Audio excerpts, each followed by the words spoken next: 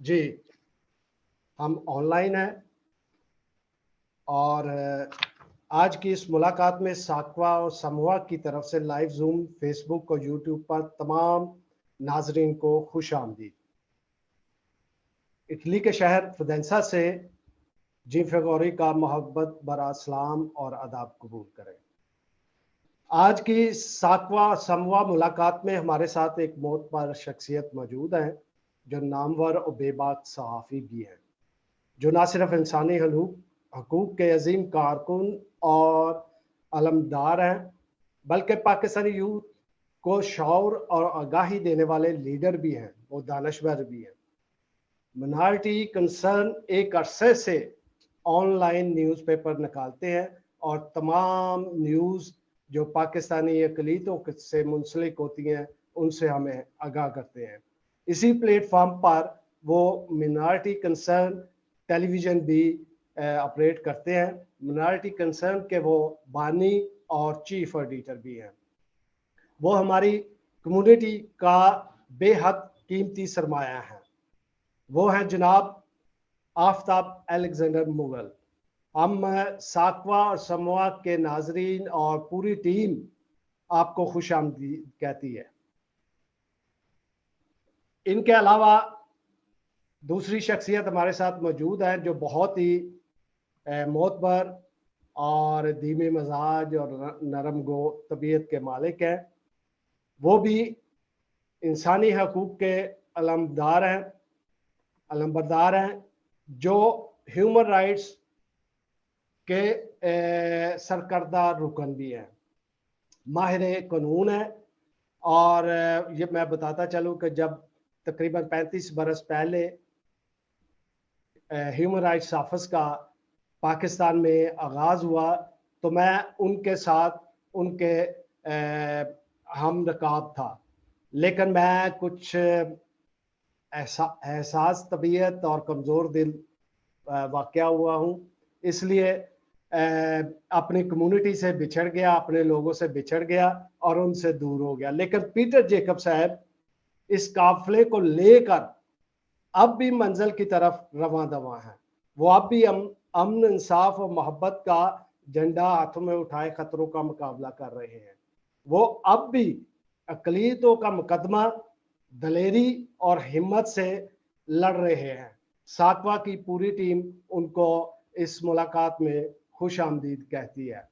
Sister جی بہت نوازش sister نسیم George ابھی تک ہمیں جوائن نہیں کر سکی، وہ پاکستان میں کچھ بارش کا اور کوئی اور بجلی کا پرابلم ہے۔ جب وہ جوائن ہوں گی تو ہم ان کو بھی خوش آمدید کہتے ہیں۔ اور اس کے علاوہ ایک اور شخصیت ہمارے درمیان موجود ہے جو آج ہماری مہمان شخصیت جن سے ہم ملاقات آپ کی کروا رہے ہیں، آج جناب آفتاب الیگزینڈر مغل، ان کے بارے میں وہ بھی اپنے خیالات کا اظہار کریں گے اور کو ہوسٹ بھی ہیں۔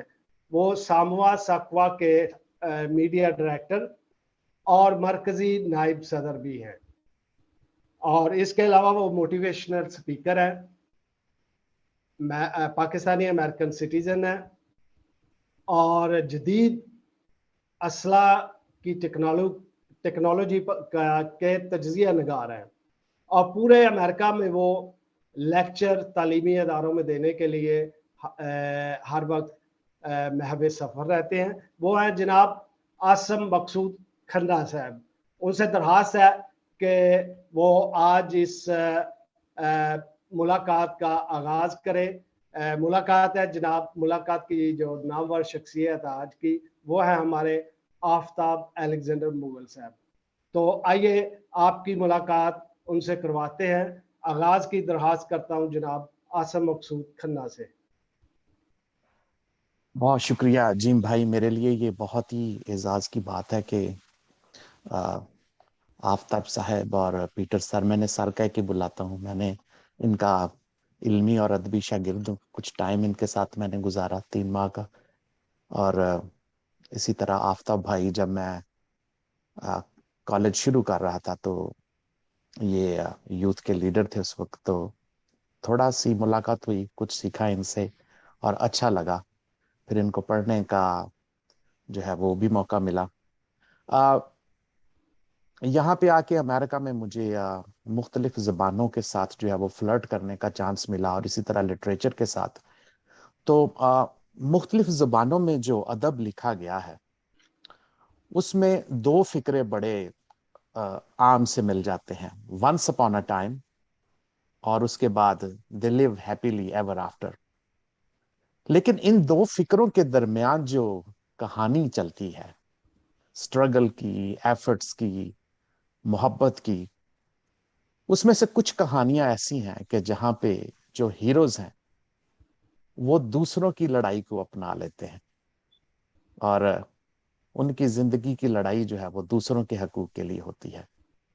तो आफताब भाई, ये आपसे हम सवाल करेंगे कि ये आप जिंदगी में दूसरों के हकूक की जंग में कैसे आगे, लेकिन उससे पहले हम जानना चाहेंगे कि आफताब अलेक्जेंडर मुगल की जिंदगी में वंस अपॉन अ टाइम ये कहाँ से शुरू होता है? कुछ अपने बारे में, अपने बचपन के, अपने शहर के, अपने इलाके के बारे में बताइए। सबसे पहले बहुत शुक्रिया आसम साहब, और मैं शुक्रिया अदा करना चाहता हूँ जनाब मोहतरम जीम फेगौरी साहब का, और साकवा और स्मावा की पूरी टीम का, जिन्होंने मुझे ये इज्जत बख्शी। मैं तो बहुत ही छोटा सा इंसान हूँ, मैं कोई दानश्वर नहीं, कोई बहुत बड़ा एक्टिविस्ट नहीं, कोई बड़ा लिखारी नहीं। अपनी छोटी सी हैसियत में जो एक कंट्रीब्यूशन दे सकता हूँ अपनी ज़िंदगी का, वो कोशिश करता हूँ। और आपने मुझे आज के प्रोग्राम मुदऊ किया, मैं बहुत ही आपका ममनून हूँ। और ख़ास तौर पे जनाब पीटर जेकब साहब और सिस्टर नसीम जॉर्ज साहिबा का भी, जो आज के प्रोग्राम में शिरकत फरमा रहे हैं। वो बड़े लोग हैं और मुझे खुशी हो रही है कि मुझे आज उनके साथ दोबारा बैठने का मौका मिला। सबसे पहले तो मैं अपने बचपन का थोड़ा सा जिक्र करना चाहता हूँ कि मैं अपने सफ़र का आगाज़ करूँगा अपने दादा के सफ़र के साथ। हमारा जो गांव है वो पसरूर के करीब एक गांव है जहाँ से हमारा ताल्लुक है। और मेरे दादा जो थे वो एक मुसलमान मजहबी रहनुमा थे। गांव में उनकी बहुत इज्जत व एहतराम था, पीरी मुरीदी चलती थी उनकी, और दूर दूर तक वो जाते थे पीरी मुरीदी के सिलसिले में। और उस जमाने में आपको याद होगा कि ये पाकिस्तान बनने से बहुत पहले की बात है। उस जमाने में मुनाजरे का बहुत जोर होता था। तो उन्हें जब गुजरांवाला में और सियालकोट में और पसरूर में जाने का मौका मिलता तो वो ज़रूर, जो उस ज़माने में प्रेस्बिटेरियन चर्च जो था वो बहुत फाल था, और उन्हें प्रेस्बिटेरियन जो पास्टर्स थे उनके साथ बैठने का मौका मिलता, और वो मुनाजरा भी करते हैसियत मुसलमान। लेकिन ग्रेजुअली उनकी कन्वर्शन हुई और वो फिर मसीही हो गए। उनका जो इस्लामी नाम था वो बाकर शाह था, और जब उन्होंने मसीहत कबूल की तो वो बाकर शाह से बरकत मसीह हो गई। और ऑब्वियसली मतलब आज के दौर में तो ये नामुमकिन है, लेकिन उस जमाने में भी ये कोई इतना आसान नहीं था। लिहाजा उन्हें खानदान ने, गांव वालों ने घर से बेदखल कर दिया। उन्हें जाके गुजरांवाला में रहना पड़े, और कुछ देर के बाद जाहिर है जब आप खानदान के बड़े बेटे होते हैं और एक अकेला बेटा होते हैं तो फिर जो पेरेंट्स होते हैं वो किसी ना किसी शक्ल में आपको मोहब्बत भी कर देते हैं। तो उनका सफ़र जो था वो गुजरांवाला से वापस अपने गांव में हुआ, और फिर मेरे दादा की जो थी वो डेथ हो गई जब मेरे वालिद साहब कोई 10 साल के थे। तो जब तक मेरे दादा जिंदा थे तो खानदान ने उनको कबूल किया था, लेकिन जैसे मेरे दादा की डेथ हुई तो खानदान वालों ने उन्हें घर से निकाल दिया। अब मेरे वालिद साहब सबसे बड़े थे 3 बहन भाइयों में, वो 10 साल के थे। और मेरी दादी कहीं जा नहीं सकती थी, वो अपने बड़े भाई के पास मुल्तान आई, और वहाँ भी हालात कोई बहुत आसान नहीं थे उनके लिए। जब आप कमा के ना दे सकते हो, खुद ना कमा सकते हो, तो फिर किसी के हाथों की तरफ देखना एक बहुत ही मुश्किल अमल होता है। लिहाजा वो फिर मुजफ्फरगढ़ में हमारे कुछ रिलेटिव्स थे, उन्होंने उन्हें वहाँ बुला लिया और यूं वो सेटल्ड हो गए। ہم جب بچپن میں تھے تو مجھے یاد ہے کہ وہاں پہ ایک کیتھولک اسکول تھا، سینٹ رافیل اسکول. میری جو تھی بنیادی تعلیم وہیں ہوئی، اور جو ہمارے ٹیچر تھے ماسٹر احمد صاحب، میں ان کا ممنون ہوں کہ انہوں نے ہمیں بچوں کی طرح پڑھایا. 65 کی جنگ ہو رہی تھی، اور اس زمانے میں جو تھی وہ جو لائٹس وغیرہ جلانا ظاہر ہے وہ ایک جرم کے طور پہ تصور کیا جاتا تھا. بجلی ہوتی نہیں تھی، لالٹین کی لائٹ میں ہم پڑھتے تھے، دروازے بند ہوتے تھے، اور وہ ہمیں اپنی چارپائی کے گرد بٹھا کے تو پڑھایا کرتے تھے. میں نے اس زمانے میں آپ کو یاد ہوگا کہ ڈائسیزن لیول پر کمپٹیشن کے امتحان ہوتے تھے، اور میں نے جو ڈائسیزن لیول کا امتحان دیا اس میں مذہبی تعلیم میں میں جو تھا وہ فرسٹ آیا اپنی پوری ڈائسس میں، اور مجھے پھر اسکالرشپ مل گیا. اور میں اس اسکالرشپ کے سلسلے میں پھر مجھے چک 133 امرت نگر میں کیتھولک اسکول بھی تھا اور ہاسٹل بھی تھا. لا سال بردرز اسے چلاتے تھے، اور وہاں مجھے موقع ملا پڑھنے کا 5ویں جماعت سے لے کے اور 10ویں جماعت تک. اور وہاں بھی ہمارے جو استاد تھے وہ نہایت شفیق استاد، اور یہ پڑھنے کا جو ایک رجحان ہے وہ انہوں نے ہمیں پیدا کیا. لائبریری ہوتی تھی ہماری چھوٹی سی، وہاں ہمیں ضرور جا کے پڑھنا ہوتا تھا. اور ہمارے ہیڈ ماسٹر صاحب آتے تھے تو وہ کتاب پکڑ لیتے تھے ہمارے ہاتھ سے، اور پھر پوچھتے تھے ہاں بھائی ایک کتاب چکی لکھا یہ ہیرو کیڑا ہے، کہڑے کہڑے وڈے کریکٹرز نے. تو اسی جی وقت جی سے ہمیں جو پڑھنے کا نا ایک رجحان وہ پیدا ہوا، اور وہ پھر رجحان کبھی ختم نہیں ہوا. میں اچھا پڑھنے والا اسٹوڈنٹ تھا، لیکن کوئی ایسا بہت ہائی فائی بریلینٹ اسٹوڈنٹ نہیں تھا. لیکن جو تھی باقی سرگرمیاں ان میں بہت ایکٹیو تھا. ڈیبیٹ میں اور باقی چیزوں میں بہت ایکٹیو تھا، اور مجھے سپورٹ بہت ملتی تھی اپنے اساتذہ کی طرف سے. تو وہی جو میں نے میری زندگی میں جو روشنی پیدا ہوئی میرے اسکول کے دوران پڑھنے کی اور بولنے کی، ان دونوں نے آگے جا کر میری زندگی میں بہت اہم کردار ادا. اب میں آتا ہوں کہ یہ جو ایک انسانی حقوق کے ساتھ تعلق یہ کیسے بنا.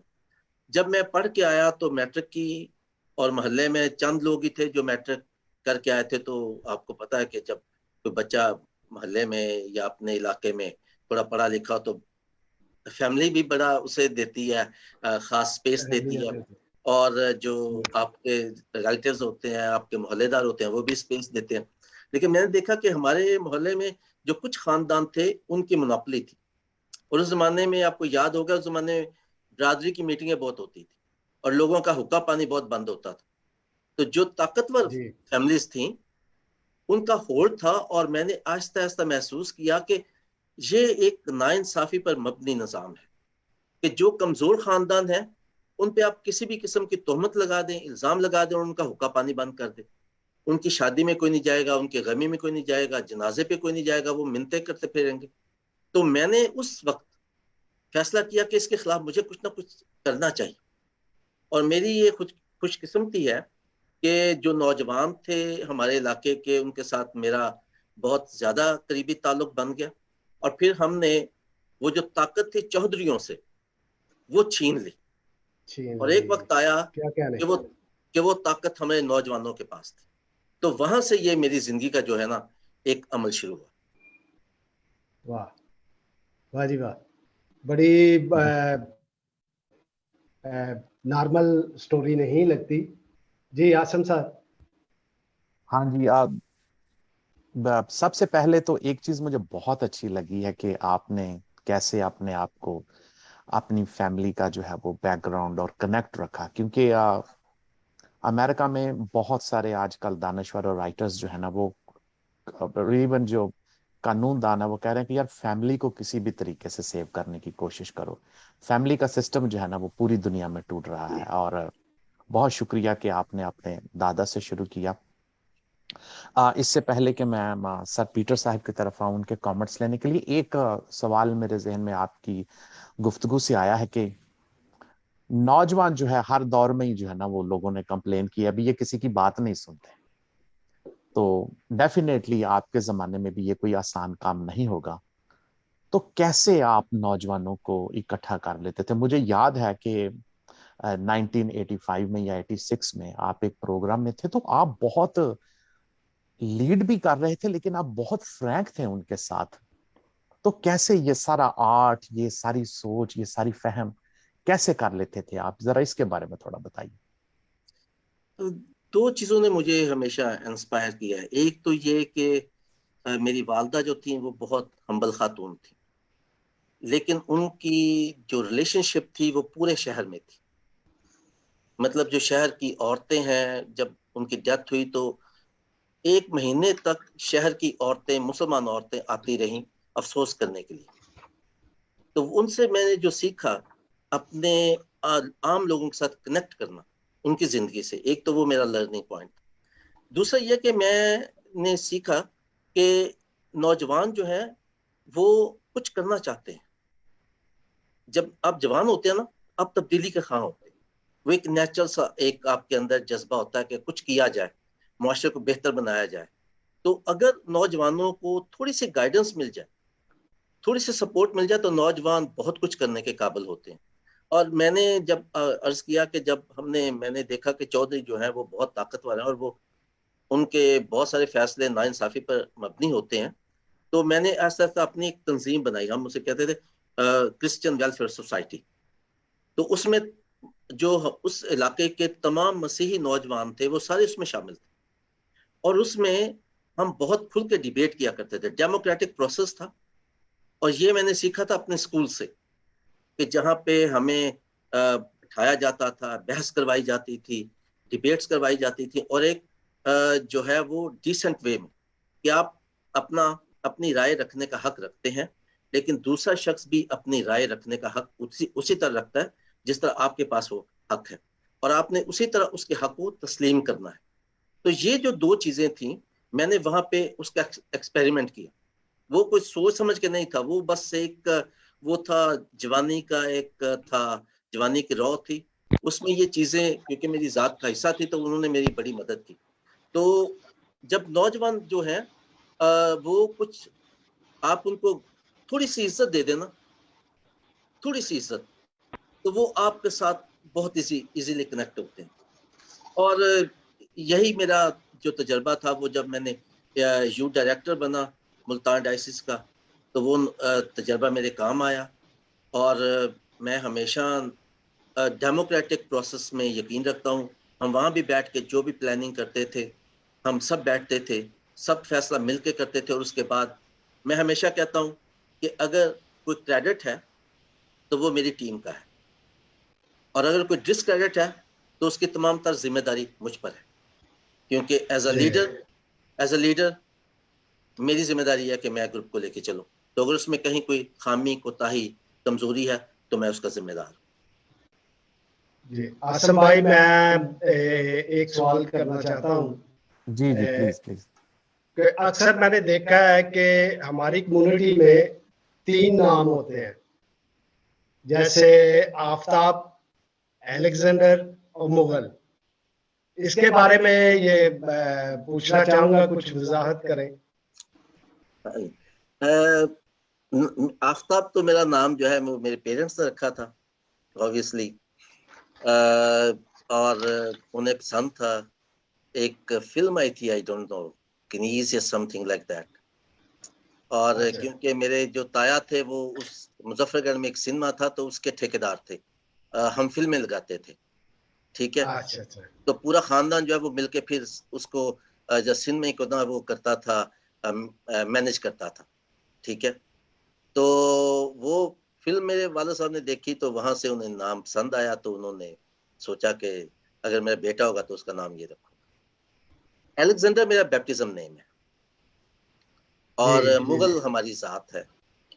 तो इसलिए मैंने तीनों को जो है वो इकट्ठे ही रखा है। और इसका मुझे बेनिफिट ये हुआ है कि अलेक्जेंडर, मतलब आप देखें पाकिस्तानी मुआशरे में बहुत दफ़ा ये होता है कि लोग आपके डिफरेंट जो है ना सेटिंग्स में दोस्त बन जाते हैं, लेकिन उन्हें बाद में पता चलता है कि आप क्रिश्चियन हैं, तो फिर वो कहते हैं यार तू दसे ही नहीं, ठीक है। तो ये मैंने जो हालांकि ये क्वेश्चन नहीं होना चाहिए, लेकिन वो के मुजफ्फरगढ़ जो है اس کی انوائرمنٹ بہت ہی ٹالرنٹ ہے.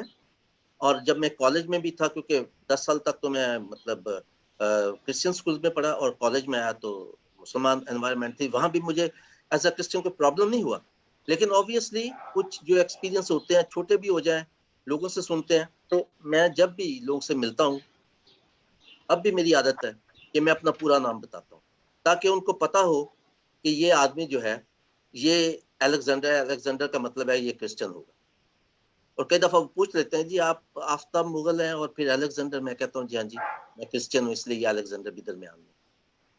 جی آپ لگتا ہے الیگزینڈر دی گریٹ سے متاثر ہے. نہیں, وہ فادر پتہ نہیں, فادر صاحب نے کیونکہ بیپٹزم دیا تو انہیں پسند ہوگا تو انہوں نے الیگزینڈر رکھ دیا, اس لیے میں نے اس کو قبول صحیح کیا. نام رکھا کہ میں نے اس کو قبول کیا. جی آفتاب بھائی تھینک یو. اچھا آپ کی گفتگو سے نا مجھے ایک چیز جو میں سمجھنے کی کوشش کر رہا تھا کہ کیسے آپ لوگوں سے کنیکٹ کرتے تھے, بڑا ڈیموکریٹک آپ کا بیہیویئر تھا.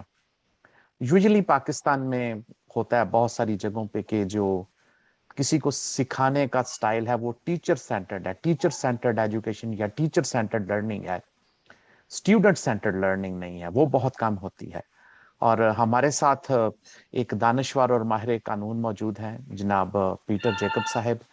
تو میں نے کچھ عرصہ ان کے ساتھ گزارا, تو یہ کوئی 1993 کی بات ہے. تو یہ ہم سب کو انوالو کرتے تھے ہمیشہ کویسچن پوچھ کے. تو انہوں نے ہمیشہ ایک اسٹوڈنٹ سینٹرڈ اور میٹیریل سینٹرڈ جو تھا وہ سکھانے کا طریقہ جو تھا وہ اپنایا تھا. میں آج پروگرام کی وساطت سے یہ بتانا چاہ رہا تھا کہ موقع نہیں ملتا بعض اوقات, بہت ساری خوبصورت شخصیات ہیں ان کے بارے میں ہم کچھ کہنا چاہتے ہیں.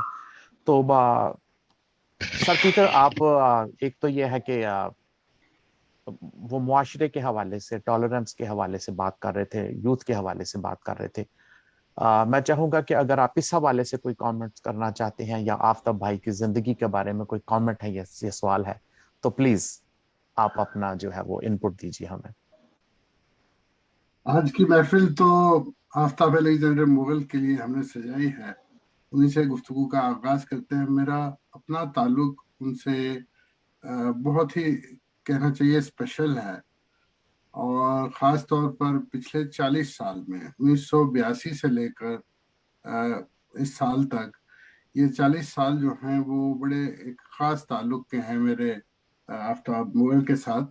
ایک تو یہ ہے کہ میں کچھ پیش قدمی زندگی میں نے ان کے فٹ سٹیپس پہ کیے ہیں, اور پھر اس کے بعد ہمارا دوستی کا ناطہ بن گیا. تو کام کے ناطے بھی, یوتھ پہ بھی, اور اس کے بعد بھی جسٹس اینڈ پیس کمیشن میں ہم بہت ہی زیادہ دوستانہ اپنی جگہ, لیکن ہمارا جو پیشہ ورانہ تعلق بھی رہا اور ہمارا ذہنی قلبی تعلق بھی رہا. یہ بھی اتفاق سمجھیے کہ آفتاب صاحب نے میٹرک یہاں سے جس درسگاہ سے کیا, اور وہ درسگاہ جو ہے اس میں واقعی بہت اچھا ماحول تھا, اساتذہ تھے جنہوں نے وہ کیا. اتفاق یہ ہے کہ آفتاب صاحب نے میٹرک کیا اور میں 6ٹھی جماعت میں آ رہا تھا, تو وہ اس طرح سے یہ میرے سینئر بھی تھے. جی جی. اور جب ہم یہ دیکھتے ہیں آج کل کہ نہ صرف امرت نگر کی وہ درسگاہ, بلکہ خاص طور پر ملتان ڈائیوسیز کی بہت سی وہ نامور سکول, وہ ماڈل سکول جو ہوا کرتے تھے, ان کا بہت برا حال ہے. ایک تو 1972 کی نیشنلائزیشن کی پالیسی جو تھی اس نے کام خراب کیا, پھر کوئی تعلیمی پالیسی رہی نہیں, وہ آٹو پائلٹ پہ چل رہی تھی. آج کل بھی ہم اس کے خلاف کرتے ہیں ان رجحانات کی. تو اس نے وہ شخصیات کی تعمیر کرنے والی درسگاہیں وہ برباد ہو گئی. یہ بھی ایک کہانی ہے, یہ بھی ایک کرب ہے جو ہم ساتھ لے کے چلتے ہیں. تو آفتاب مغل صاحب کے ساتھ جب میں میٹرک کر چکا اور پاکستان میں خاص طور پر ملتان ڈائیوسیز میں بشپ پطرس یوسف وہ بہت زیادہ توجہ دیتے تھے. بشپ جان جوزف فیصل آباد میں وہ جب یوتھ ڈائریکٹر تھے, نیشنل ڈائریکٹر تھے, تو بہت زیادہ توجہ دیتی تھی. تو ہمیں ایک ساتھ اکٹھے کام کرنے کا موقع ملا، بلکہ یوں سمجھ لیں کہ مجھے آفتاب صاحب کی شفقت میسر رہی، رہنمائی میسر رہی، اور یوں یہ وہ میرا جو ایک وہ زمانہ تھا جس میں آپ کہہ سکتے ہیں کہ ایک کھلنڈرا پن تھا، ایک انتہائی جوانی کے اندر ایک بچپنا تھا، یا یوں سمجھ لیں کہ بچپنے سے بھی زیادہ بہت سی باتیں ایسے ہم کر لیتے تھے۔ تو آفتاب صاحب کی جو شخصیت ہے اس میں ہمیں جو باتیں ملتی تھیں، رہنمائی ملتی تھی، وہ یہ کہ ایک تو یہ سنجیدہ یعنی میچیور ایک گفتگو کرتے تھے، ان کا طرز عمل یہ ٹھیک اس طرح سے ہوتا تھا کہ وہ قابل قبول ہو جاتا۔ انہوں نے اپنی جو زندگی کے تجربے میں نظام اور ڈھانچے کے اندر پائی جانے والی جو ناانصافی ہے اس کا تذکرہ کیا ہے، اور یقیناً یہ ان کی زندگی کا ایک مسلسل پہلو ہے، ایک ایسا پہلو ہے جو مستقل اس کے اندر آتا ہے۔ ہمیں کچھ زیادہ ہی غصہ تھا، ہم زیادہ غصے سے اس کا اظہار کرتے تھے، لیکن آفتاب جو ہے وہ ان کی ہمیں ذرا یوں سمجھ لیجیے کہ رہنمائی اور تسلی اب وہ میسر رہتی تھی کہ ایسے ہوگا۔ تو پھر ہم نے یوں سمجھ لیجئے کہ یہ جو 1992 کی تحریک تھی شناختی کارڈ میں مذہب کا خانہ داخل کرنے والی، اس میں ہمیں کچھ مرکزی ایک کردار مل گیا۔ بشپ جان جوزف نے جب یہ ملتان میں میٹنگ ہوئی اور ملتان میں ہم نے پلاننگ کی کہ یہاں سے کیا کیا ہوگا، پوسٹر نکلیں گے، ہڑتالیں ہوں گی، بیانات دیے جائیں گے، تو we were in a way junior than the top leadership۔ وہ بہت سینئر تھے اس لحاظ سے، ہم سے 20 سال زیادہ تجربہ اور عمر کے لوگ تھے، لیکن انہوں نے ہمیں شامل کر لیا کسی طرح سے، اور سسٹر نسیم جارج ابھی شرکت نہیں کر پائیں، وہ بھی اس میں تھی۔ تو 1992 میں یہ جو تحریک چلی اور اس میں ہم نے جگہ جگہ جلسے بھی کیے، اور یہ کیونکہ پھیل کے کرنا تھا کام، ادھر فادر آرنلڈ ہیریڈیا کراچی میں، فادر بونی میں ٹیکسنگ میں، لاہور میں کچھ اور لوگ، پھر یہ ایک تحریک سارے پاکستان کی بن گئی۔ تو اس میں میں سمجھتا ہوں کہ اگر آفتاب الیگزینڈر صاحب کا جو ایک تدبر تھا اور ایک ٹھہراؤ تھا شخصیت کا، وہ میرے ساتھ نہ ہوتا تو شاید میں اکیلا جو ہے نا اس زمانے میں اتنی بڑی ذمہ داری، اور یہ جوائنٹ ذمہ داری تھی ہماری تینوں کی، وہ نہ کر پاتے۔ پھر ابھی آپ غوری صاحب جو ہے وہ دکھا رہے ہیں بیک گراؤنڈ میں ایک پبلیکیشن ہے، یہ 1995 کی ہے۔ تو ان 1995 میں آفتاب صاحب نے، میں نے یہ ایک 295 پہ یہ جو ایک پبلیکیشن ہے اردو میں کی، یہ اس کو ملتان میں بلاخر چھاپنا پڑا کیونکہ لاہور میں کوئی اس کو چھاپنے کے لیے تیار نہیں تھا، لاہور میں ہمارا وہ اثر نہیں تھا جو ملتان میں تھا، تو اس کو ملتان میں چھاپنا پڑا۔ لیکن آپ تصور کیجئے کہ human rights commission of Pakistan کو جو اسلام آباد کا دفتر ہے، وہ مجھے کل بھی یاد کروا رہا تھا کہ ہم یہ جو ابھی کتاب ہے اس کو فوٹو کاپی کر کے دیتے ہیں لوگوں کو، یا آپ دیکھ لیجئے کہ اس کو 27 سال ہو گئے چھپے ہوئے، لیکن اس کو یہ فوٹو کاپی کر کے استعمال کرتے ہیں کیونکہ اردو میں ابھی تک ویسا مٹیریل ابھی نہیں ہے۔ انگلش میں بہت کچھ لکھا جاتا ہے، ہم اتفاق سے کیونکہ آفتاب صاحب جو ہے نا وہ انگلش میں لکھتے تھے، میں بھی انگلش میں شروع ہو گیا، تو ہمارا کمبینیشن یہ بنا کہ عام طور پر میں نے جو کیس انویسٹیگیٹ کیے وہ مسلمان وکٹمز کے خلاف تھی، اور آفتاب بھائی کے جو آرٹیکل تھے وہ جو زیادہ قومی ہماری جو پبلیکیشنز ہیں اس میں چھپ چکی تھی، نیوز لائن، ہیرلڈ اور اس طرح سے اخبارات میں بھی۔ تو میں فرائیڈے ٹائمز، فرنٹیئر پوسٹ ان کے لیے کرتا تھا، دی نیوز کے لیے بھی۔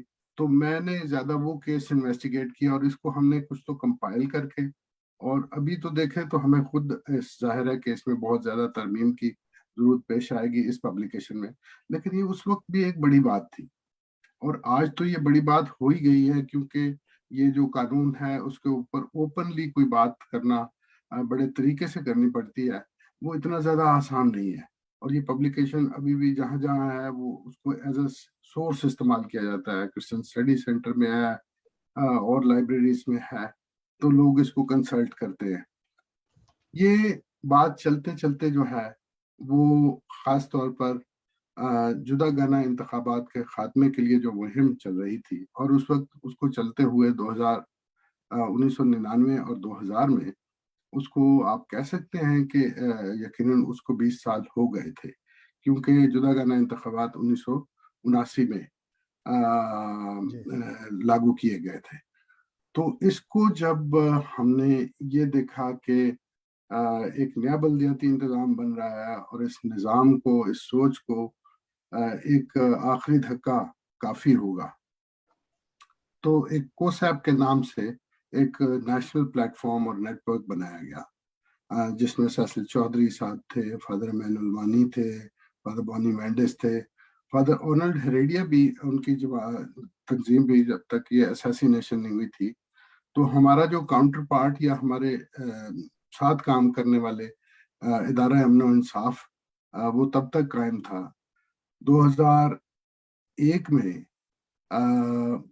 پھر آ کے جو ہے وہ پورے سٹاف کو اسیسینیٹ کر دیا گیا. وہ ہمارے ساتھی تھے، ہمارا ونگ تھے کراچی میں. ہم نے دفتر بنانے کی ضرورت نہیں سمجھی تھی جب تک کہ وہ ادارہ امن و انصاف موجود تھا. تو پھر ان لوگوں کو بھی جو کام کرتے تھے ان کو بھی بڑی بادل نخواستہ وہ کام جو ہے وہ ترک کرنا پڑا، چھوڑنا پڑا، کیونکہ جان کے لالے پڑ گئے تھے. بہت مشکل سے وہ فیملیز جن کو جو متاثر ہوئی تھی انہوں نے ریہیبلیٹیشن کا ایک سفر کیا. انہوں نے اپنی زندگیاں جو ہیں ترتیب دی، بچوں کو پڑھائی، اور یہ کام جو ہے وہ شروع کیا. ان ساری چیزوں میں آفتاب الیگزینڈر مغل، میں یہ سمجھتا ہوں کہ لوگ تو بہت سے ہیں، سینکڑوں نام میں بھی گنوا سکتا ہوں جنہوں نے بڑی ہی جسے کہتے ہیں بے جگری کے ساتھ اور دل گردے کا کام کیا ہے، اور بڑی خلوص کے ساتھ اس ملک کے دلدر دور کرنے کی کوشش کی ہے. اس یوں کہہ لیجیے بدقسمت لوگوں کی جو کہ ان مقدمات میں پھنسے ہوئے تھے، کبھی کسی مشکل میں، جو مذہبی تعصب کا شکار ہوتے تھے، جو نظام کی کج روی کا شکار ہوتے تھے، ان کی بھی مدد کی اور پالیسی اور قانون میں بھی تبدیلی لانے کی کوشش کی. لیکن اسی دوران آفتاب الیگزینڈر ایک روشنی کا مینار ہے. آفتاب الیگزینڈر امید کا ایک مینارہ ہے جو ہمارے ساتھ ساتھ چلتا ہے.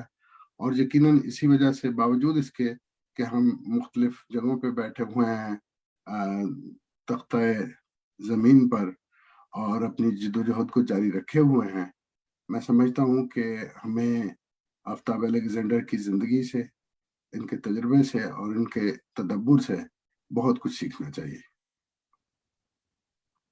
بہت بہت شکریہ سر پیٹر، آپ نے بہت سارے خوبصورت حقائق سے پردہ اٹھایا جو شاید کچھ ناظرین میں سے کچھ لوگ نہیں جانتے. اور اس کے ساتھ ہی میں آپ دونوں کی جرت کو سلام کرتا ہوں کہ کس طرح آپ نے اتنے بڑے رسک لے کے ان موضوعات پہ گفتگو کی جن کو لوگ شجر ممنوعہ سمجھتے ہیں. اور خاص طور پہ یہ جو ایک پمفلٹ ہے یا بک ہے جس کی بارے میں آپ نے بات کی، تو پہلے تو میں آپ دونوں کی اس کنٹریبیوشن کو، اس کام کو جو ہے وہ سلام کرتا ہوں. اور آفتاب بھائی، میں ڈاکٹر بشیر بدر کے کچھ شعر آپ کی نظر کرنا چاہتا ہوں کہ سر سے پا تک وہ گلابوں کا شجر لگتا ہے، سر سے پا تک وہ گلابوں کا شجر لگتا ہے، باوضو ہو کے بھی چھوتے ہوئے ڈر لگتا ہے، میں تیرے ساتھ ستاروں سے گزر سکتا ہوں، کتنا آسان محبت کا سفر لگتا ہے. آپ کی کنٹریبیوشن کے لیے بہت شکریہ. چلیں، یہ آپ جب سارا کام کر رہے تھے آفتاب بھائی، تو ظاہر ہے آپ کی فیملی اور یہ سارا کچھ اتنا بڑا آپ نے رسک لے لیا. تھوڑا سا اپنی فیملی کے بارے میں ہمیں بتائیے، اف یو ڈونٹ مائنڈ. میں اپنے دادا کا ذکر تو کر چکا ہوں، لیکن میں سمجھتا ہوں کہ میری جو زندگی کے سفر میں بہت زیادہ مدد کی وہ میرے والد نے کی. مطلب جب میں اپنے علاقے میں چودھریوں کے ساتھ، وہ کہتے ہیں نا، وہ سنگ پسارا تھا، تو بجائے کہ میرے والد صاحب مجھے کہتے کہ تم مطلب مروا دینا سامنے، مطلب وہ میرے ساتھ کھڑے ہوئے. کامن ڈائلاگ ہے یہ. ہاں جی، تو مروا دینا، وہ میرے ساتھ کھڑے ہوئے. ایک تو مجھے یہ ان کی طرف سے حوصلہ ملا کہ میں جو کر رہا ہوں وہ غلط نہیں کر رہا. دوسرا میری دادی بہت دلیر عورت تھی، وہ اس بات پہ یقین رکھتی تھی کہ کسی کو اپنا حق لینے نہیں دینا اور کسی کا حق چھیننا نہیں. ٹھیک ہے، تو وہ بھی میرے لیے ایک سٹرینتھ تھی. میں سمجھتا ہوں کہ میں نے زندگی میں جتنے بھی انسانوں کے ساتھ میرا تعلق رہا، میری دادی کے ساتھ میرا تعلق سب سے زیادہ رہا، میرے پیرنٹس سے بھی زیادہ. انہوں نے میری بہت مدد کی. آبویسلی مائیں جو ہوتی ہیں وہ ہمیشہ اپنی اولاد کو کوشش کرتی ہیں سکیور رکھنے کی، کہ کہیں جو ہے اس پہ کوئی مشکل نہ آ جائے. تو ماں کا وہی رویہ تھا. بعد میں جب میری شادی ہوئی تو میں شکر گزار ہوں اپنی مسز کا کہ انہوں نے بھی بہت بھرپور طریقے سے میرا ساتھ دیا. 1995 میں جب ہم نے یہ کتاب چھاپی تو اس کے بعد ہمارے جو بچے تھے وہ بہت چھوٹے تھے، اور میری مسز، کیونکہ میں ملتان میں آفس میں کام کرتا تھا، جسٹس اینڈ پیس کمیشن کے آفس میں کام کرتا تھا، اور میری مسز جو تھیں وہ بچوں کو اسکول چھوڑ کے آتی بھی تھیں اور لے کے آتی بھی تھیں. تو اس وقت انہیں مطلب چیز کیا گیا، پتہ مطلب انہیں فیل ہوا کہ کوئی لوگ انہیں چیز کرتے ہیں، اور وہ ایک تھریٹننگ میسج تھا. بعد میں مجھ پر اٹیک ہوا. ٹھیک ہے، مطلب فیملی جو ہوتی ہیں ہمیشہ آپ کو چاہتی ہیں کہ سکیور رکھیں. جیسے میرے چاچا جب بھی آتے تھے تو ہمیشہ کہ پاجی نو سمجھاؤ ہے سارے خاندان مروائے گا. ٹھیک ہے، تو مطلب ان کی، ہاں یہ بھی ان کی محبت تھی، کیونکہ ہمیشہ جو بزرگ ہوتے ہیں وہ چاہتے ہیں کہ آپ کا جو خاندان ہے وہ محفوظ رہے. لیکن میرے جو والدین تھے اور میری مسز تھیں انہوں نے ہمیشہ میرا ساتھ دیا، اور انہیں لگتا تھا کہ بھئی یہ کوئی غلط کام نہیں کر رہا. اگر میں کوئی غلط کام کر رہا ہوتا تو ضرور وہ مجھے اپوز کرتی ہیں. لیکن یہ دوسری بات ہے کہ میں کوشش کرتا تھا کہ میں اپنے خاندان کو کسی رسک میں نہ ڈالوں. اور پھر ہم نے فیصلہ کیا کہ کیونکہ میرے بچے چھوٹے ہیں اور ہم اتنا بڑا رسک نہیں لے سکتے، تو ہم نے اپنے بچوں کو اپنے سے دور سے کسی شہر میں بھیج دیا، لاہور میں. اور 10 سال تک میری مسز مظفر گڑھ میں، میں ملتان میں. ظاہر ملتان مظفر گڑھ کا جو تھا وہ سفر تھا، اور ہمارے بچے لاہور میں تھے. تو جو فیملی تھی اس کی طرف سے مجھے بہت سپورٹ ملی، اور ابھی تک میں جو کام کرتا ہوں میری مسز نے کبھی نہیں مجھے کہا کہ اے کی فضول کام.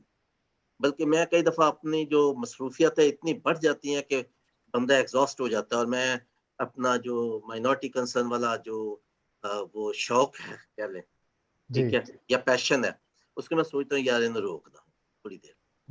تو کہتے ہیں نہیں، اگر تم کچھ کنٹریبیوٹ کر سکتے ہو تو اسے، ہاں تو اسے کنٹینیو جانا چاہیے، بجائے کہ تم اسے روک دو. خدا نے مطلب ہمیں موقع دیا، ہر ایک کو خدا موقع نہیں دیتا ایسے، ہر ایک کے پاس یہ وسائل نہیں ہوتے، ہر ایک کے پاس موقع نہیں ہوتے کہ وہ اس طرح اپنی ذات کو، اپنے ٹیلنٹ کو استعمال کرے معاشرے کی بہتری کے لیے.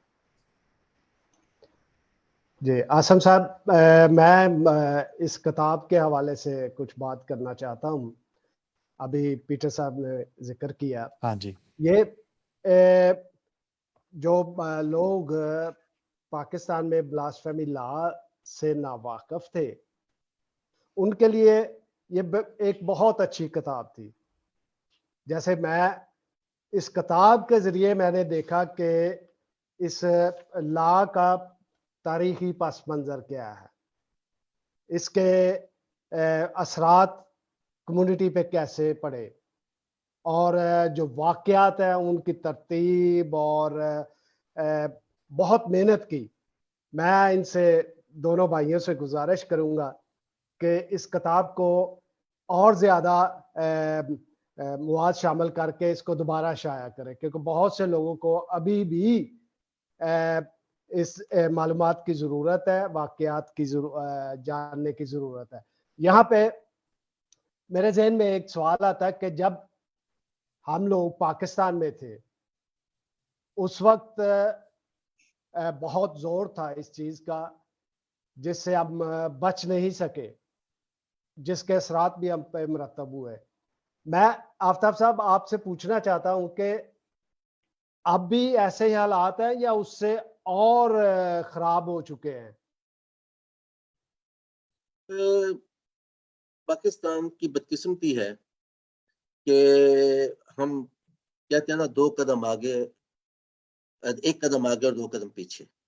جی جی۔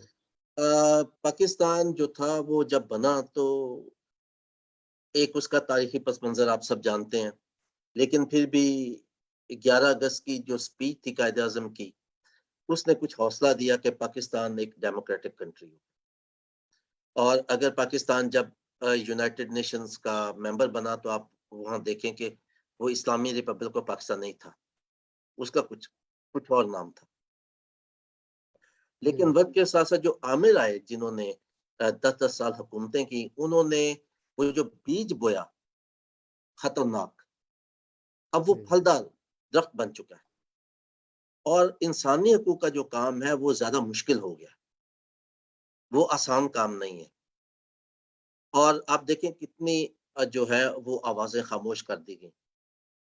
ہمارے دوست تھے راشد رحمان پیٹر سے سب جانتے ہیں، ہم ایمنسٹی انٹرنیشنل میں اکٹھے تھے، ہم ہیومن رائٹس کمیشن میں اکٹھے تھے، جب تک پیٹر ملتان میں تھے۔ راشد رحمان زیدی صاحب، وہ ہمارے ایک بہت بڑا سپورٹ سسٹم تھا، لیکن انہیں اس لیے قتل کر دیا گیا کیونکہ وہ ایک بلاسفیمی کا جو وکٹم تھا اس کی وکالت کر رہے تھے۔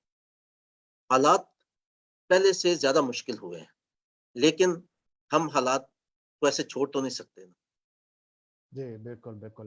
مطلب یہ تو نہیں کہا جی میں بات کر رہے ہیں اور اس سے آگے چلتے ہیں۔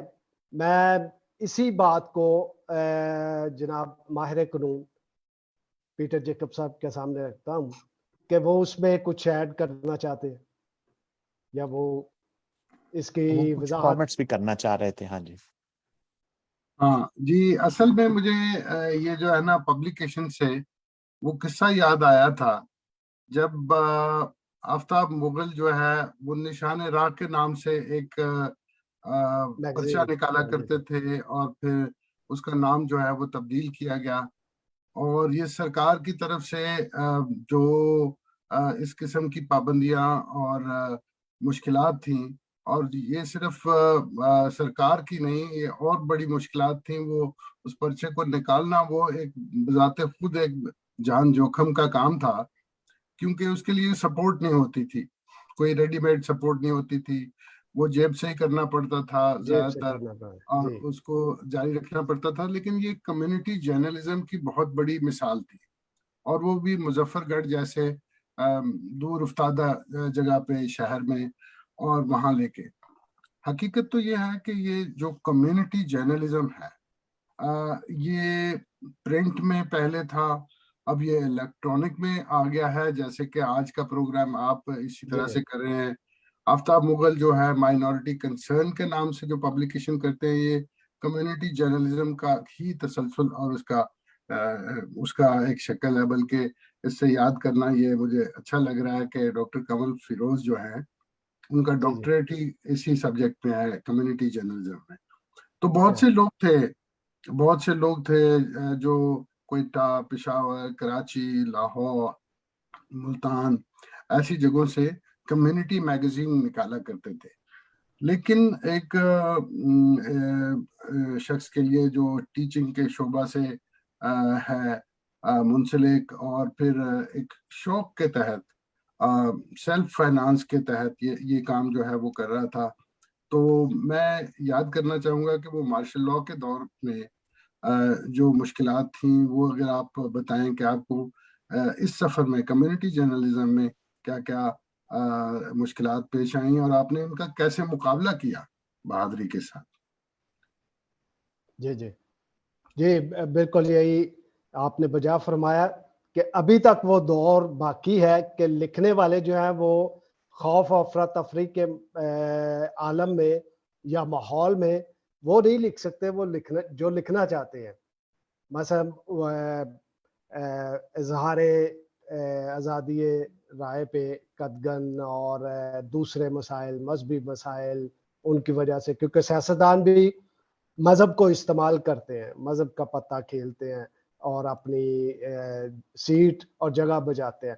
آگے چلتے ہیں، میں آفتاب صاحب آپ سے پوچھنا چاہتا ہوں کہ آپ نے نشان راہ، مائنارٹی کنسرن اور مائنارٹی کنسرن چینل اس کو بھی اسٹیبلش کیا، جو ایک پوری دنیا میں معلومات کا ایک بہترین طریقہ ہے، کیونکہ نشان راہ اردو میں چھپتا تھا، پاکستان میں اردو بولی جاتی ہے، ہمارے سارے مسائل جو ہے وہ پاکستان میں دب کر رہ جاتے تھے کیونکہ سب کچھ اردو میں ہوتا ہے، لیکن مائنارٹی کنسرن آپ نے انگلش میں جاری کیا، تو اس سے میرے نزدیک پوری دنیا میں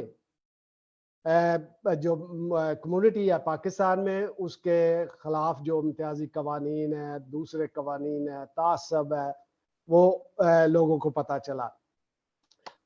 پوچھنا چاہتا ہوں کہ یہ کیسے آپ نے شروع کیا، کیسے آپ چلاتے رہے، کب خیال آیا، کیوں خیال آیا، اس کے بارے میں تھوڑا سا بتائیں ہمیں۔ جی میں پہلے تو پیٹر صاحب نے ایک سوال کیا تھا کہ کیسے میں مطلب نشان راہ کو کیری آن کر سکا، تو اس کی ایک تو میں نے کہا کہ میرے خاندان کی طرف سے مجھے کافی سپورٹ تھی، دوسرا جو مظفر گڑھ شہر میں جو شورا کرام تھے، انٹیلیجنشیا تھی، ان کے ساتھ میرا بہت اچھا تعلق تھا اور وہ بہت سپورٹیو تھے، انہوں نے میری بہت مدد کی ہمیشہ ہر جگہ پہ۔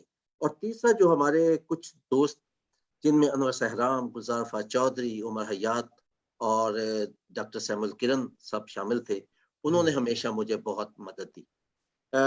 جب نشان راہ پہ ایک مشکل وقت آیا تو اس کے خلاف ایک پرچہ درج ہو گیا، FIR درج ہو گئی، تو جس دن پولیس مجھے پکڑنے آ رہی تھی اس دن میری شادی تھی، بارات جانی تھی، ٹھیک ہے، ہمارے محلے میں یہ تھا کہ بارات جو ہے وہ گھر سے نکلتی ہے، سارے ڈھول تماشے کے ساتھ چرچ جاتے ہیں، دعا کرتے ہیں، ٹھیک ہے، اس کے بعد پھر بس کھڑی ہوتی ہے، پھر سارا محلہ بس میں آپ بھر کے تو پھر بارات لے کے جاتے ہیں۔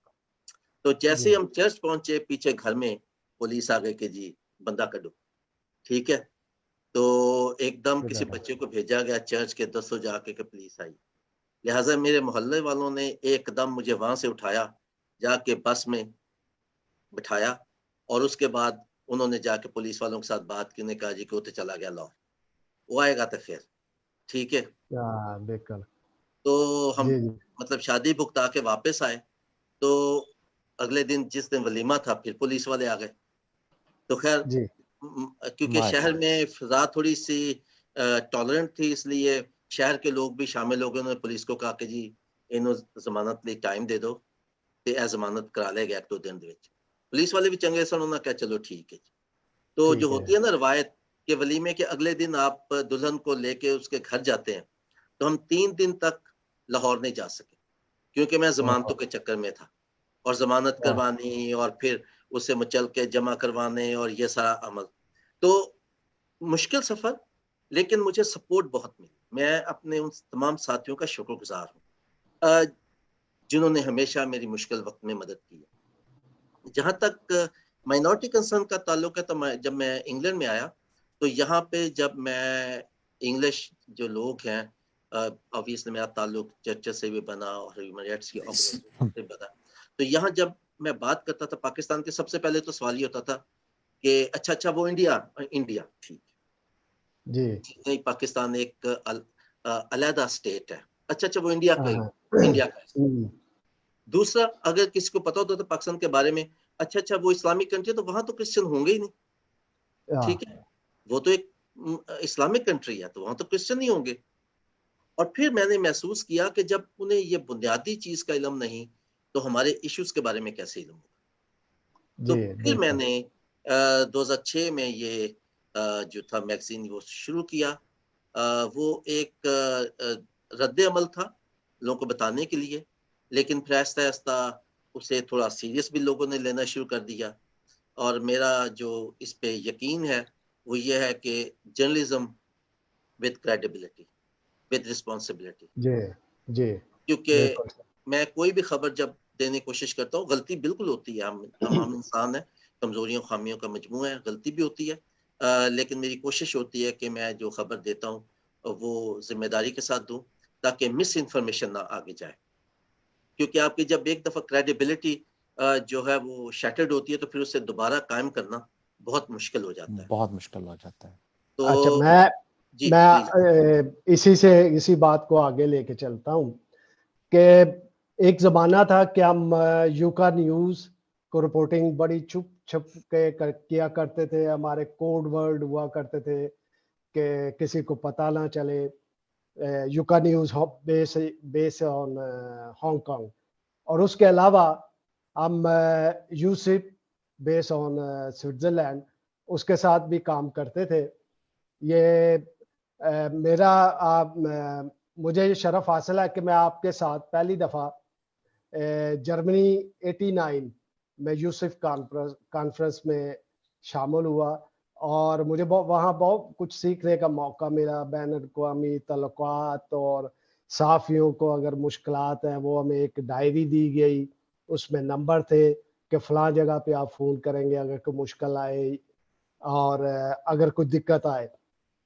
تو میں پوچھنا یہ چاہتا ہوں کہ ابھی تک آپ کا ان کے ساتھ رابطہ ہے, یا اور تنظیمیں جو عالمی سطح پہ کام کر رہی ہیں کمیونٹی کے لیے اور پوری دنیا میں جو کچلے ہوئے بے کس اور بے بس لوگ ہیں ان کے لیے جو کام کر رہے ہیں, ابھی تک ان کے ساتھ آپ کے روابط ہیں اور آپ اٹیچ ہیں ان کے ساتھ؟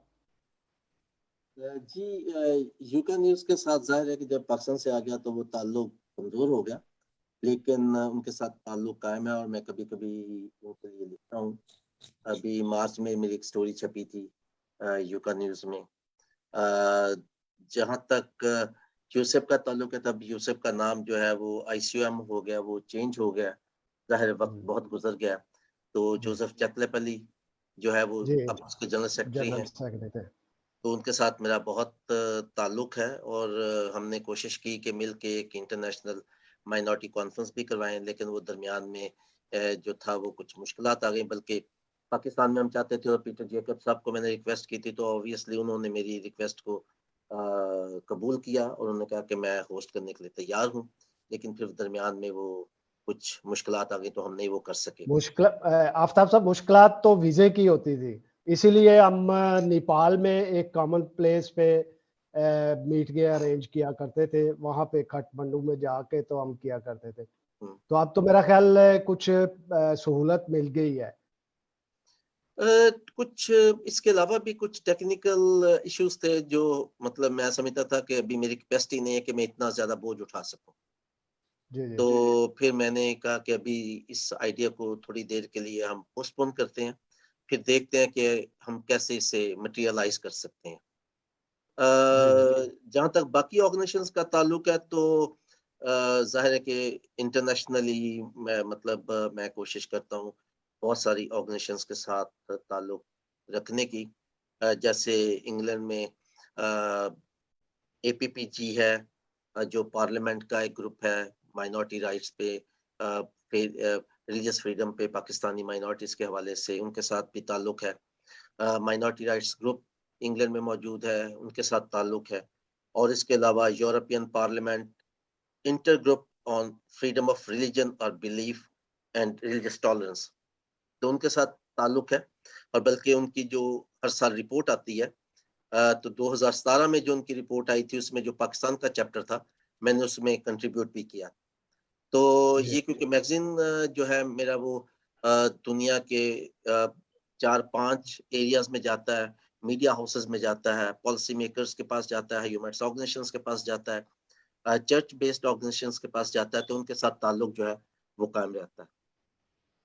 جی, میں کچھ پرسنل سوالات کروں گا, لیکن اس سے پہلے عاصم کھنہ صاحب سے गुजारिश है कि वो कोई और बात पूछना चाहे, वजाहत तलब करना चाहे।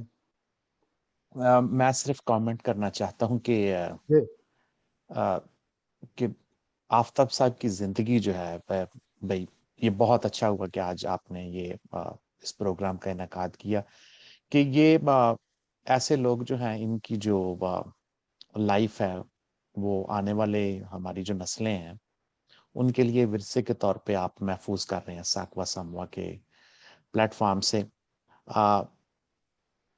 जो इनकी जाती जिंदगी के ट्रायल्स हैं, तकालीफ हैं, ये मेरे लिए ये बात जो है ना, ये बहुत भाई,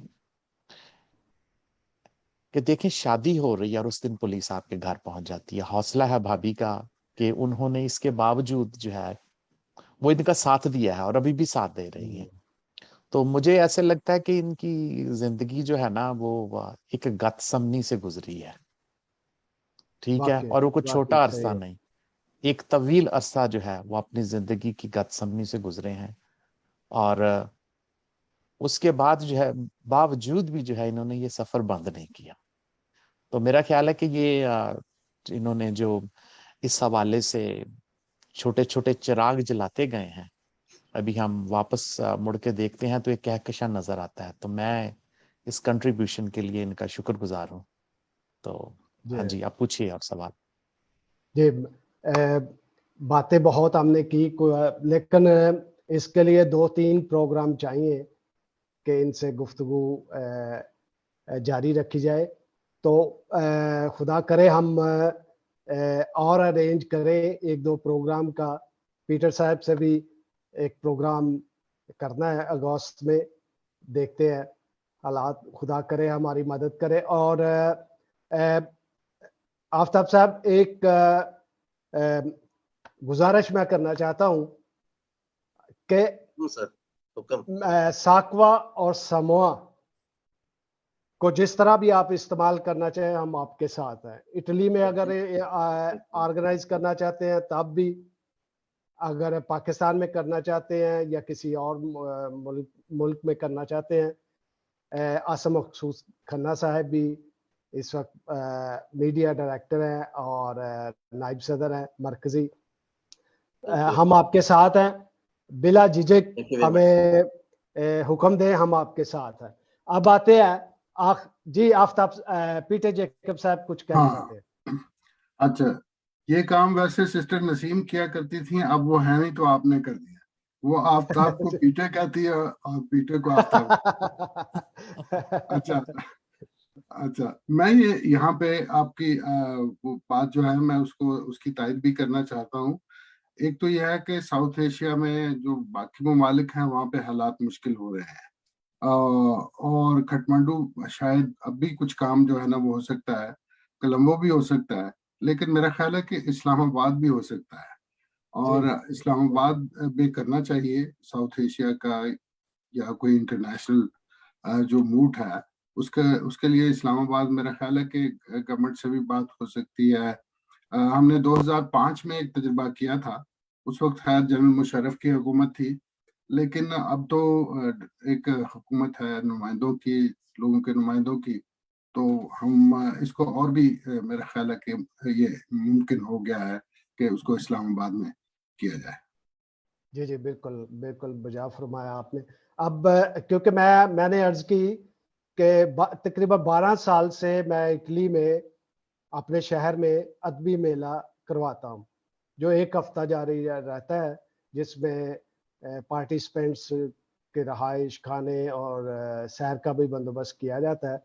तो इस हवाले से मैं कह रहा था कि क्यों ना हम कम्युनिटी के लिए भी 2 या 3 दिन कॉन्फ्रेंस के तौर पर रख सकते हैं। इसलिए मैंने ऑफर की। और लेकिन जिस मुल्क में ये मसला है वहां पे हो तो ये क्या ही बात है, ये मैं इसको अप्रिशिएट करता हूँ। और अब आते हैं आखिरी सेशन की तरफ से, 2-3 जाती सवाल हैं, वो अगर जवाब देना चाहें तो। पहला है कि सियासत से दिलचस्पी आपको है और कौन से लीडर आपको पसंद है?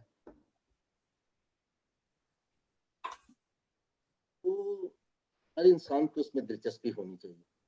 چلا تو یہ میرا جواب ہے. جارج اورویل نے کہا تھا کہ آپ کے ارد گرد جو کچھ ہو رہا ہے وہ پالیٹکس ہے, کیونکہ حقوق کا دروازہ پالیٹکس کھولتی ہے. کیا کہہ رہے لہٰذا پالیٹکس کے ساتھ اگر کسی انسان کا تعلق نہیں ہے تو یہ بڑی بدقسمتی کی بات ہوگی. جی دوسرا میرے جو فیوریٹ کریکٹرز ہیں پالیٹکس میں, اگر میں پاکستان میں بات کروں تو جناب ذوالفقار علی بھٹو صاحب. میں مطلب خوش قسمتی ہے کہ میں نے ان کو 2 دفعہ ایسے المشافہ, ایک دفعہ ایک کانفرنس جو مائنورٹی کانفرنس انہوں نے کروائی تھی وہاں, اور ایک دفعہ جب وہ مظفر گڑھ آئے تو ایک جلسہ تھا تو وہاں مجھے انہیں مطلب دیکھنے کا سننے کا موقع ملا. میں صرف ایک ایگزامپل دیتا ہوں کہ کیوں میں انہیں پسند کرتا ہوں. آپ یہ دیکھیں کہ بھٹو صاحب کو مرے اتنا طویل عرصہ ہو گیا اور آج بھی ان کا نام موجود ہے, تو کیوں زندہ ہے, بالکل, تو کیوں, کوئی نہ کوئی تو ریزن ہے. جی جی ٹھیک ہے. دوسری بات جو میں کہنا چاہتا ہوں یہ کہ آپ دیکھیں کہ وہ 3 سال پاکستان اس وقت بالکل اجڑ چکا تھا اور تیسرا بجٹ جو تھا وہ 0 بجٹ تھا. یعنی ہمارا بجٹ جو تھا اس وقت وہ کوئی خسارے کا بجٹ نہیں تھا. اس بندے نے اتنی محنت کی کہ 3 سال کے اندر اندر پاکستان کو اپنے پاؤں پہ کھڑا کر, اس لیے میں انہیں پسند کرتا ہوں. دوسری میری جو فیوریٹ پرسنالٹی ہے وہ ہے یاسر عرفات. میں انہیں بہت پسند کرتا ہوں. اور انٹرنیشنل جو ہوتی ہیں انٹرنیشنل پالیٹکس, اس میں جو پرسنل ریلیشن شپ ہے وہ بہت کاؤنٹ کرتی ہے. اور بھٹو صاحب بھی اور یاسر عرفات بھی, ان دونوں نے جو اپنی پرسنل ریلیشن شپ تھی اس کو بہت جو تھا خوبصورتی سے استعمال کیا اپنے لوگوں کی بھلائی کے لیے. جی بس اس سے ضمنی کوئی سوال ہے تو پلیز پوچھیے. ایک اور پرسنل سوال پلیز. کہ محبت زندگی میں ایک ہی بار ہوتی ہے یا بار بار ہو جاتی ہے؟ اوکے, پہلے تو میں محبت کا جو ہے نا کانسیپٹ اس پہ بات کرتا ہوں. محبت جو ہے وہ انسان کے جو بنیادی خلیات ہیں اس کا ایک بہت ہی اہم حصہ ہے. اس کے بغیر آپ انسان ہو نہیں سکتے اگر آپ میں محبت نہیں ہے. دوسرا یہ ہے کہ محبت کے کئی پہلو ہیں. جو محبت کا کلیئر کانسیپٹ ہے وہ ہمیں دیا ہے گریکس نے, اور گریکس میتھولوجی میں انہوں نے 4 لفظ استعمال کیے محبت کے لیے, اور ہر قسم کی محبت کو انہوں نے ڈیفائن کیا. لیکن جو اہم ترین محبت ہے وہ ہم کہتے ہیں اگاپے, یعنی وہ بے لوس محبت, انٹینس, اور جو اس کی ہائٹ ہے وہاں پہ. اور محبت جو ہے وہ مطلب انسانوں سے بھی ہوتی ہے اور آپ کو اپنے کام سے بھی ہوتی ہے. اور ایک سائیکالوجسٹ ہیں ایرک فرام, انہوں نے ایک بہت خوبصورت کتاب لکھی ہے دا آرٹ آف لونگ, اور انہوں نے اس میں لکھا ہے کہ محبت جو ہے وہ 2 چیزوں کا مجموعہ ہے, فیلنگز کا اور ایکشن کا. اگر صرف آپ فیل کرتے تو محبت نہیں ہے, جب تک اس کے ساتھ ایکشن نہیں ہوتا. تو آپ کو محبت کرنے کے لیے فیلنگ کے بعد دوسرا بڑا قدم جو ہے وہ ایکشن کا ہے. تو میری محبت کے کئی پہلو ہیں. میری شادی جو ہے وہ محبت کی شادی تھی, اور میں بڑا خوش قسمت ہوں کہ اس زمانے میں جب ابھی بھی اگر کوئی لڑکا کہہ دے کہ میں فلانی کڑی نہ بیاہ کرنا تے ماں پہ جڑا چھتر چک لیں صحیح ہے, محلے میں وہ ایک انتہائی جو ہے نا مطلب ایک برا کریکٹر کے طور پہ پیش ہوتا ہے. لیکن میں خوش قسمت تھا کہ میرے پیرنٹس نے میری ریکویسٹ جو تھی قبول کی. اس کے بعد میری جو محبت ہے وہ میرے اپنے کام کے ساتھ ہے. میرا جو جرنلزم کا کام ہے, میں ابھی بھی کچھ جو نیوز ایجنسیز ہیں ان میں فری لانس کے طور پہ کام کرتا ہوں, اپنے لکھتا ہوں, کچھ میگزینز ہیں ان میں لکھتا ہوں. تو وہ میرا دوسرا عشق ہے. اور تیسرا عشق جو ہے وہ میرے دوست ہے. میں سمجھتا ہوں کہ وہ میری لائف لائن ہے. جی ٹھیک ہے. کیا اور بہت کم لوگ ہوتے ہیں جن کو اچھے اور مخلص دوست ملتے ہیں، جن میں پیٹر جیکب جو ہے وہ شامل ہیں، آپ ہیں. اس کے علاوہ پاکستان میں بہت سے دوست ہیں، اور میں بہت رچ ہوں، بہت دولت مند ہوں دوستوں کے حوالے سے، دوستوں کے حوالے، دوستوں کے پیار کے حوالے سے. کیونکہ وہ انسان بدقسمت ہوتا ہے جس کے پاس دوست نہ ہو. کیونکہ آپ جو بات آپ کے اندر ہوتی ہے نا، جو آپ اپنے سے بھی چھپانا چاہتے ہیں نہیں کر سکتے، وہ آپ دوستوں کے ساتھ بیٹھ کے کر لیتے ہیں. بالکل بالکل صحیح ہے. میں تو ایک مثال آپ کی اور پیٹر صاحب کی سب کو دیتا ہوں کہ ایسے دوست ہر ایک کو نصیب ہو، خدا کرے. اچھا، میں ایک اور سوال پوچھنا چاہتا ہوں. دنیا میں انسانی حقوق کا کیا مستقبل ہے؟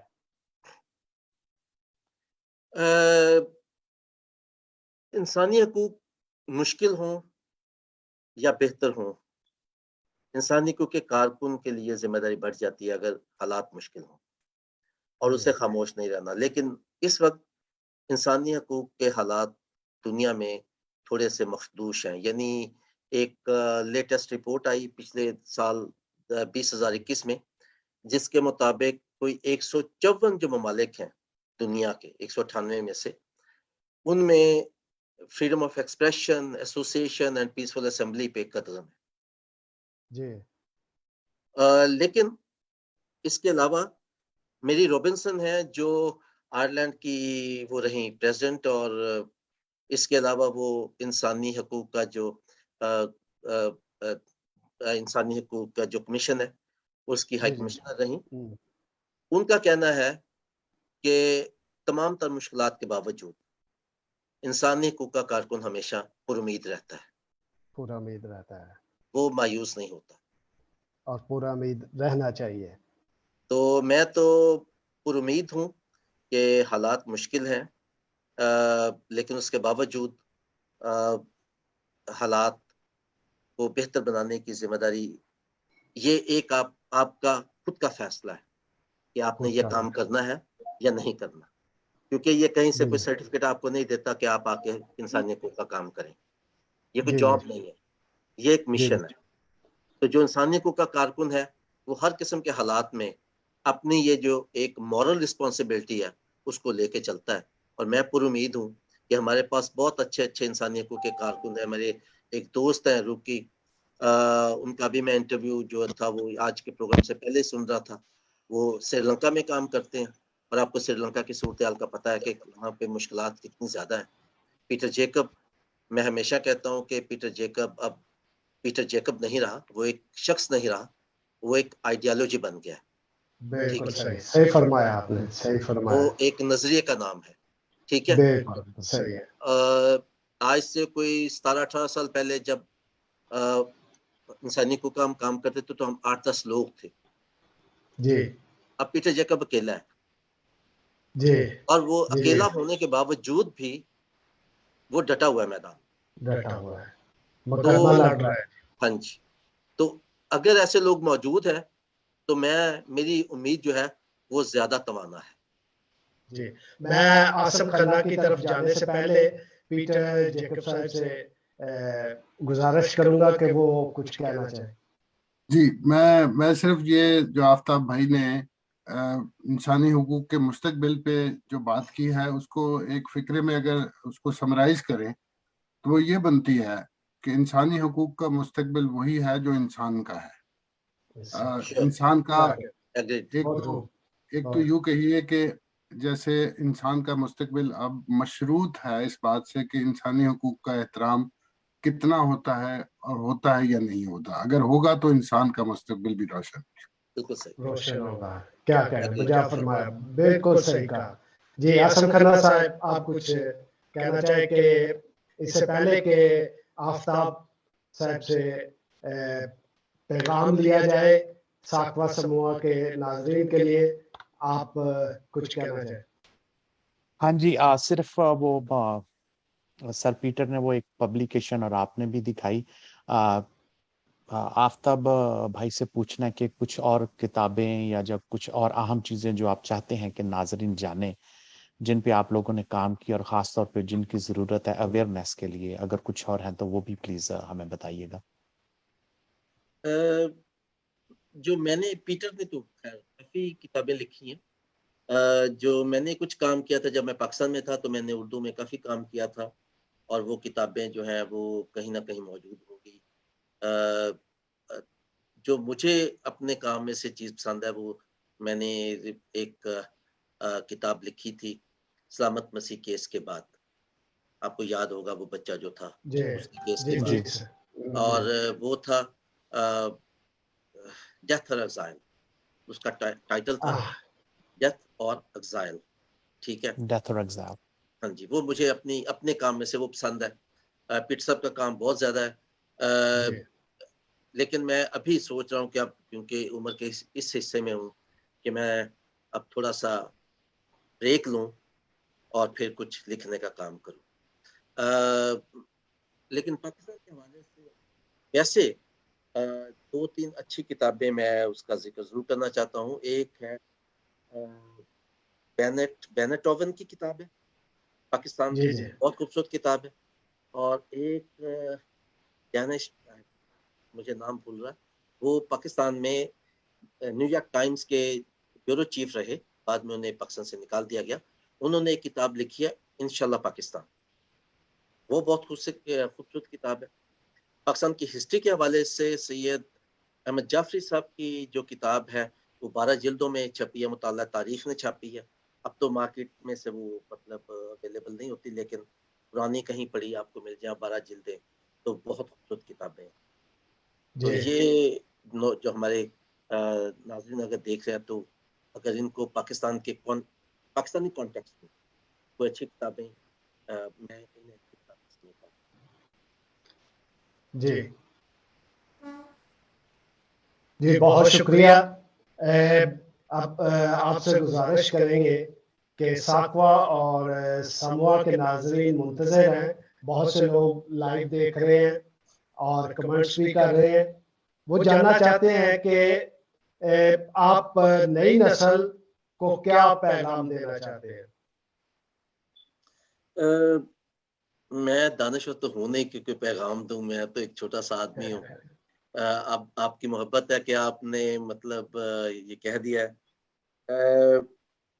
एक तो मैं समझता हूँ कि हमारे यहाँ पढ़ने लिखने का रुझान बहुत कम है। उस रुझान को तकवीत देने की जरूरत है, और संजीदा मटेरियल पढ़ने की जरूरत है, ताकि वो हमारे लिए एक ताज़ा दम जो मटेरियल होता है ना, वो हमें फराहम करता है। जैसे पानी अगर खड़ा कर दिया जाए तो वो बदबूदार हो जाएगा, अगर पानी चलता रहे तो वो पीने के काबिल रहेगा। अगर हम कुछ पढ़ते रहेंगे, अच्छी किताब पढ़ेंगे, कुछ रिसर्च पेपर पढ़ेंगे, तो आपके पास पीटर जेकब साहब हैं, अगर आप उनको रजू करें तो आपको बहुत सा मटेरियल बता सकते हैं। ठीक है, तो 3 चीजें मैं समझता हूँ कि पाकिस्तानी लोगों को करने की जरूरत है पाकिस्तान को बेहतर बनाने के लिए। मैं तो पाकिस्तान को एक खूबसूरत मुल्क देखना चाहता हूँ, मेरा अपना मुल्क है, और उसके साथ मेरी बड़ी जज्बाती वाबस्तगी है। मैं चाहता हूँ कि वहाँ पाकिस्तान जो है वो एक दुनिया की कौमों में एक बाइज्जत मुकाम हासिल करे, और पाकिस्तान के शहरी जो है वो बाइज्जत जिंदगी गुजारें। और उसके लिए मैं 3 चीजें मैं सोचता हूँ कि अगर की जाए, वैसे तो बहुत कुछ आप दानिश्वर लोग हैं, आप बेहतर बता सकते हैं। एक तो हर शहरी को अपने आप पर एतमाद करने की जरूरत है कि हम कुछ कर सकते हैं, वैसे शहरी। मैं उसकी एक एग्जांपल देता हूँ। 2 साल पहले ईरान में आपने सुना होगा कि वहां पे कुछ हंगामे हुए थे। वो 2 साल पहले तक ईरान में जो फुटबॉल के मैच होते थे, वो औरतें देखने के लिए नहीं जा सकती थी। ठीक है, और वहां पे काफी रुझान है, फुटबॉल पसंद किया जाता है, औरतें भी बहुत पसंद करती हैं, तो कुछ औरतें जाना चाहती हैं, नहीं जा सकती। तो एक लड़की ने मर्दों का लिबास पहना, टिकट खरीदा और उसके अंदर चली, स्टेडियम के अंदर चली। ऑब्वियसली मर्दों का जो होता है ना, लहजा, बोलना, स्टाइल और सब कुछ वो डिफरेंट होता है। इतने बड़े इज्तिमा में अगर कोई औरत बेशक अपना गेटअप चेंज करके भी आए तो वो पकड़ी जाएगी। तो औरत पकड़ी गई, उसको स्टेट ने जेल में डाला, और उस पे इतना ज्यादा रिएक्शन हुआ यंग लोगों में कि वो बाकायदा एक तहरीक बन गई। और उस तहरीक ने कोई 3 महीने के अंदर अंदर نہ صرف ریاست کو وہ لڑکی کو چھوڑنا پڑا بلکہ ریاست نے باقاعدہ قانون بنا دیا کہ عورتوں کو بھی وہاں جانے کی اجازت ہوگی. ہاں یہ دوسری بات ہے کہ ان کے لیے پویلین جو ہے وہ سیپریٹ ہو. تو ایک تو یہ کہ ہمیں اپنے آپ پہ اعتماد رکھنا ہے اور جہاں جہاں ہم کوئی ڈنٹ ڈالنے کی کوشش کر سکتے ہیں وہ ضرور کرنا چاہیے. دوسرا ایکسپیکٹیشن جو ہے نا یہ جو ہے نا کسی نجات دہندہ کی خواہش کرنا کہ کوئی آئے گا اور ہمارے لیے سب کچھ کر دے گا, یہ پرانے زمانے کی میتھولوجی میں تو شاید پریکٹیکل تھا لیکن آج کے زمانے میں یہ نہیں. ہمیں ایکسپیکٹیشن سے باہر نکل کر جو اپنا رول ہے وہ پلے کرنے کی ضرورت ہے. اور تیسرا جہاں جہاں بھی آپ کو موقع ملے اپنے انسانی حقوق کے لیے اور دوسروں کے انسانی حقوق کے لیے آواز ضرور اٹھائیں. Thank you. بہت خوبصورت پیغام تھا, بہت ہی خوبصورت پیغام تھا. اس کے ساتھ ہی پیٹر جیکب صاحب آپ کا بہت شکریہ, اپنا قیمتی وقت اور اپنی چھٹیوں جو آپ امریکہ کی سیٹل اسٹیٹ میں گزار رہے ہیں وہاں سے آپ نے ہمیں جوائن کیا. اور عاصم مقصود کھنہ صاحب آپ کا بہت شکریہ کہ جب بھی ضرورت پڑتی ہے آپ سب کچھ چھوڑ چھاڑ کے ہمیں وقت دیتے ہیں. اور آپ تو ساکوا ٹیم کے ممبر ہیں اور بہت ہی ایکٹیو ممبر ہیں. اور خاص طور پر میں آج کے مہمان جن سے آج ہماری ملاقات تھی بہت ہی پراسر پرمغز اور پرمانی رہی, ان کا شکریہ ادا کرتا ہوں کہ اتنے مصروف ہونے کے باوجود انہوں نے ہمیں وقت دیا اور ساکوا اور ساموا کے پروگرام ملاقات میں تشریف لائے. کل ہمارا ایک اور پروگرام ہے ہریش میسی صاحب کے ساتھ اسی وقت اسی موضوع پہ. وہ بھی بابا کاریتاس ہیں اور تشخص نوجوانوں کو دینے میں ان کا نمایاں کردار ہے. ان کے ساتھ ہمارا پروگرام ہے. ناظرین سے درخواست ہے کہ وہ ضرور دیکھیں. اسی کے ساتھ میں پیٹر جیکب صاحب سے, آفتاب الیگزینڈر مغل صاحب سے اور عاصم کھنہ صاحب سے اجازت چاہوں گا اور خدا حافظ کہوں گا. دوبارہ ملاقات ہوگی. اپنا خیال رکھیں اور ارد گرد کا بھی خیال رکھیں. خدا حافظ.